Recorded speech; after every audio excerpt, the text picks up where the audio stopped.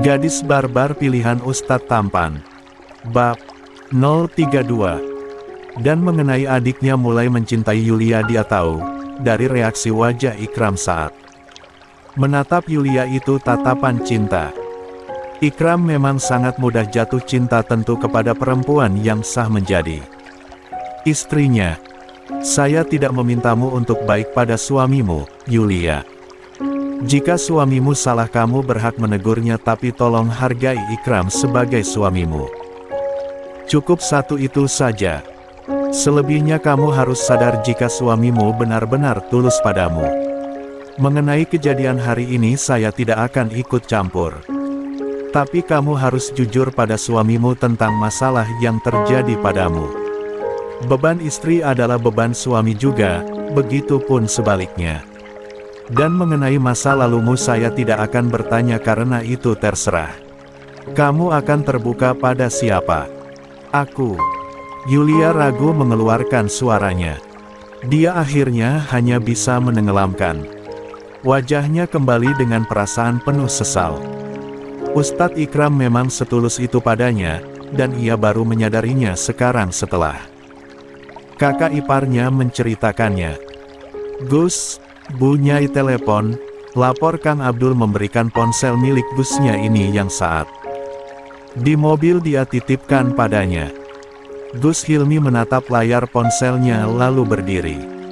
Kang Abdul tunggu di sini sama Dik. Yulia, saya akan kembali. Nggih Gus. Sekarang tersisa Yulia dan Kang Abdul yang berdiri di jarak 5 meter darinya. Yulia menatap ruangan di mana suaminya masih ditangani oleh dokter. Semoga kamu baik-baik aja Ustadz. Maafkan aku, gumamnya penuh sesal. Ning, panggil Kang Abdul dengan ragu-ragu. Jangan panggil gue Ning. Pria yang mengenakan sarung batik dan koko maron yang berasal dari Jawa namun memilih mengabdi di pesantren itu meringis. Ini udah azan zuhur, sebaiknya jenengan pergi ke musola rumah sakit. Biar kulo yang nunggu di sini. Yulia mengusap wajahnya lalu akhirnya dia mengangguk tanpa protes sama sekali. Jika saja Ustadz Ikram ada, dirinya pasti akan selalu protes dan suaminya itu akan memaksanya untuk mengambil wudhu dan salat. Tak merindukan momen itu padahal baru beberapa menit suaminya tidak ada di sisinya. Jika jenengan gak tahu musyolanya lurus aja terus, nanti ada tangga naik aja terus. Belok kanan. Yulia mengangguk, dia berdiri lalu memperbaiki kerudungnya yang nampak miring. Setelah itu berjalan pergi meninggalkan tempat ini. Kang Abdul hanya bisa menatap istri dari Ustadz sekaligus Gusnya yang perlahan mulai menjauh. Pasien bernama Ikam kehabisan banyak darah. Dan darah dari rumah sakit tidak cukup untuk transfusi darah pada pasien. Apakah keluarga dari Ikram bisa mendonorkan darahnya? 1. Tanya Dokter Hamid membuat langkah kaki Yulia yang baru saja selesai salat zuhur semakin cepat mendekat. Saya bisa mendonorkan darah saya pada adik saya Dok, ucap Gus Hilmi namun dengan cepat Yulia menyela. Golongan darah, aku juga aku bisa memberikannya pada Ustadz Ikram. Suamiku harus terbaring di rumah sakit karenaku, Bang. Biar aku yang memberikan darah aku padanya agar rasa bersalah ini tidak terlalu besar aku tanggung. Gus Hilmi terdiam sesaat sampai akhirnya mengangguk, mempersilahkan adik iparnya mendonorkan darah pada adiknya. Yulia dibawa ke ruangan lain oleh suster yang membawanya pergi. Jika dihitung mungkin ini kedua kalinya Yulia harus memberikan darahnya pada orang lain. Pertama ia pernah mendonorkan darah pada kakaknya yang pernah kecelakaan dan sekarang kedua kalinya ia akan mendonorkan darah pada orang berbeda yaitu suaminya. Tenang saja, kami hanya akan mengambil sekantong darah Anda Nona. Suster mulai mengecek kesehatan Yulia dan juga memberikan formulir untuk dia isi. Setelah diperiksa tubuhnya sehat dan mengisi formulir, Yulia dibaringkan di atas brangkar. 2 atau 3 kantong dar, aku tidak masalah, dok. Bagaimanapun caranya suamiku harus selamat. Suster tersebut tersenyum tipis. Sepertinya Nona sangat mencintai suami Nona. Tapi kami hanya membutuhkan sekantong dar, saja. Yulia hanya diam tidak menanggapi perkataan suster yang mulai menyuntikkan jarum steril ke pembuluh dar, vena di lengannya. Saat transfusi dar, mungkin Nona akan mengalami efek samping yaitu pusing atau nyeri di lengan Nona, ucap suster tersebut memberitahu. Tapi tenang saja, Nona akan baik-baik saja. Ya, aku tahu efeknya, sus. Aku pernah mendonorkan dar, aku di saat kakak juga kecelakaan dulu. Hanya butuh beberapa menit saja dan akhirnya Yulia selesai transfusi darnya. Suster tersebut mengucapkan terima kasih lalu segera pergi ke ruangan sebelah untuk memberikan sekantong darnya ini kepada dokternya. Yulia keluar sambil menatap lengannya yang terasa nyeri. Terlihat ada bekas suntikan di lengannya. Dan bahkan wajahnya pucat, kepalanya pun mulai terasa pusing. Ini efek jika dirinya mendonorkan darnya. Kang Abdul, sebaiknya jenengan bawa Dik Yulia pulang. Biar saya yang akan menunggu Ikram. Nanti saya akan kabari jika Ikram sudah selesai operasinya, perintah Gus. Hilmi menatap cemas adik iparnya itu. Enggak bang, aku akan tetap di sini sampai suamiku baik-baik saja, tolak Yulia lalu. Duduk di kursi tunggu sambil memijat keningnya yang masih terasa pusing. Ini belum seberapa sakit saat suaminya melindunginya dari Arthur. Mantan pacarnya itu memang gila. Jika nanti bertemu ia juga tidak segan-segan mengacungkan pisau ke lehernya. Suara monitor terdengar di ruangan pasien bernama Ikram yang kini sudah dipindahkan ke ruang rawat. Kedua mata pria itu masih terpejam saat beberapa jam lalu operasi di perutnya berjalan dengan lancar. Ikram harus menerima 5 jahitan di perutnya karena tusukan Arthur ternyata sedalam itu menggores perutnya. Untung saja organ dalam baik-baik saja, jika tidak kondisi Ikram benar-benar akan membuat nyawanya terancam. Kapan adikmu sadar?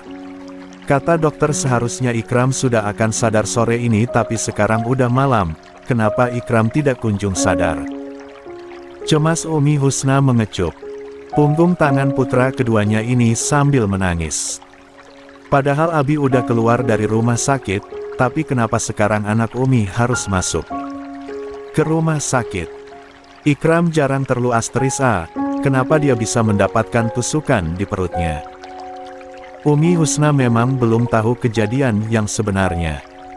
Gus Hilmi memerintahkan pada para santri untuk menyembunyikan semua yang mereka lihat. Terutama Uminya tidak boleh sampai tahu karena Umi sudah banyak menanggung rasa sakit dari orang tersayang. Semuanya akan baik-baik saja Umi. Ikram akan segera sadar. Jika harus banyak berdoa pada Sang Pencipta. Umi Husna mengangguk lalu menghapus air matanya itu. Gus Hilmi memberikan minuman pada Uminya lalu mengusap pundaknya untuk menguatkan. Pria yang kini mengenakan abaya biru itu melanjutkan membawa Al-Quran dan Umi Husna hanya bisa menatap anak keduanya yang kini masih nyaman terpejam. Tiba-tiba tanpa disangka kedua mata Ikram bergerak membuat Umi Husna yang melihat pun menepuk pundak Hilmi. Adik kamu sadar. Pria itu menutup musyafnya lalu berdiri sambil tersenyum haru menatap adiknya yang mulai membuka matanya.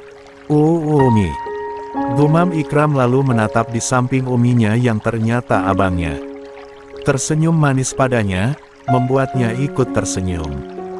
Alhamdulillah akhirnya kamu sadar juga Ram, lega Gus Hilmi, mengusap wajahnya. Bentar benar lega. Apa ada yang sakit? Jika ada katakan pada Umi, Ram, ujar Umi Husna. Ikram berusaha bangkit dari posisi tidak nyamannya, segera Hilmi bantu. Ikram merasa sakit di perut, tapi tidak masalah. Di mana istri Ikram? Umi Husna dan Gus Hilmi saling pandang, lalu Gus Hilmi yang menjawab. Tadi istrimu ada di sini, tapi sekarang ada di luar. Bisa tolong panggil istriku, Bang? Ikram mencemaskannya. Gus Hilmi mengangguk lalu keluar meninggalkan Umi Husna yang kini memberikan minuman pada anaknya. Yulia tengah duduk di kursi tunggu sambil menatap langit malam yang indah. Dia berdecak sebal saat nyamuk sialan kembali datang. Oh God, enak banget nyamuk main hisap dar, ha gue. Sial, dar, ha gue jangan kalian ambil. Tubuh gue masih lemah karena tadi siang udah donorin banyak dar, ha ke suami gue. Yulia untuk kesekian kalinya memukul tangan dan kakinya saat hewan penghisap dar, ha itu kembali datang hingga membuat kulitnya gatal dan bentol-bentol. Yulia ayo masuk ke dalam, suamiku udah sadar, sahut Gus Hilmi di depan pintu. Membuat Yulia menatapnya. Ustadz Ikram udah sadar. Kakak iparnya mengangguk membuatnya lega seketika. Yulia ingin menangis saking leganya tapi dia tahan. Ia tidak mau dianggap cengeng oleh kakak iparnya itu. Aku di sini aja, Bang. Aku nggak bisa ketemu Ustadz Ikram sekarang. Rasa bersalah pada suaminya masih ada. Ia belum sanggup bertatap muka dengannya. Kenapa? Gus Hilmi mendekat dengan wajah bingung, padahal sejak tadi siang Yulia lah yang tak sabaran menunggu suaminya terbangun setelah operasi selesai. Yulia menatap sendu ke bawah lantai. Aku salah sudah membuat Ustadz Ikram masuk ke rumah sakit, aku belum sanggup melihatnya. Ikram sendiri yang minta pada saya untuk menyuruhmu masuk. Dia ingin bertemu denganmu, Dik Siren. Ayo masuk. Yulia terlihat ragu, sampai akhirnya dia berdiri dan masuk ke ruang rawat inap. Suaminya, perempuan yang mengenakan abaya dan kerudung itu mendekati berangkar sambil menunduk tidak berani menatap dua sosok di depannya yang kini menatapnya. Zaujati, panggil Ikram membuat Yulia seketika mendongak menatap wajah pucat suaminya. Umi dan abangmu akan salat Isya di musola. Menantu tolong jaga suamimu, jika ada apa-apa tekan tombol darurat untuk memanggil dokter atau suster, ujar Umi Husna. Mengusap kepala menantunya penuh sayang. Yulia hanya bisa mengangguk lalu menatap kepergian ibu mertua dan kakak iparnya yang keluar dari ruangan ini. Dan kini tersisa dirinya juga Ustadz Ikram. Apa Ustadz mau sesuatu?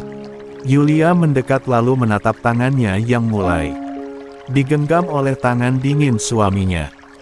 Umi tadi bilang kamu mendonorkan dar, hak kamu pada Mas, apa itu benar? Yulia mengangguk pelan. Golongan dar, hakku juga oh, jadi aku mendonorkannya padamu walaupun Bang Hilmi sempat menawarkan darnya. Kenapa harus kamu? Aku merasa bersalah sama Ustadz. Ini karenaku Ustadz harus terkena tusukan oleh Arthur. Ikram menatap perutnya yang masih terasa sakit, lalu tersenyum kecil. Sekarang Mas, baik-baik saja Zaujati. Terima kasih mau mendonorkan dar, kamu pada Mas. Yulia mengangguk. Makasih juga karena udah melindungiku, Ustadz. Aku tidak pernah merasa dilindungi selama ini karena aku perempuan mandiri tapi ternyata perempuan sepertiku juga lemah. Aku tidak bisa sendirian. Ikram menepuk sisi brankarnya mengisyaratkan Yulia untuk ikut tertidur di sisinya. Sontak saja hal itu membuat Yulia menggeleng. Aku bisa duduk di sini Ustadz. Lagi pula berangkar itu nggak muat kalau dua orang. Naik sekarang Zaujati. Kamu pasti lelah kan hari ini. Kamu bisa tidur sebentar terus nanti kita salat Isya bersama-sama. Yulia ragu, Tapi akhirnya tidak protes dan dia naik ke atas berangkar lalu berbaring di samping suaminya. Untung saja tubuhnya kecil dan kasur rumah sakit ini muat. Ikram memiringkan posisinya dengan bagian luas terisa jahitan di atas, dan dia kini berhadapan dengan istrinya. Tangannya membuka peniti di kerudung persegi 4 yang menutupi kepala istrinya membuat rambut hitamnya itu terlihat. "Zaujatiku benar-benar cantik," pujinya dengan tulus. Yulia hanya bisa diam akan perlakuan dan pujian suaminya padanya. Sampai akhirnya dia tersenyum lebar. "Aku lelah," lirihnya. "Dan akhirnya aku bisa beristirahat setelah mengetahui keadaan Ustadz sudah baik-baik saja." Suara Yulia melemah, sampai akhirnya dia berdoa sebelum tidur kemudian menutup matanya dan tertidur dengan lelap. Ikram terkekeh kecil lalu mengecup kening istrinya dengan lama. "Selamat tidur Zaujati. Insya Allah besok akan menjadi lebih baik." "Ustadz," panggil Yulia dengan ragu-ragu mendekat.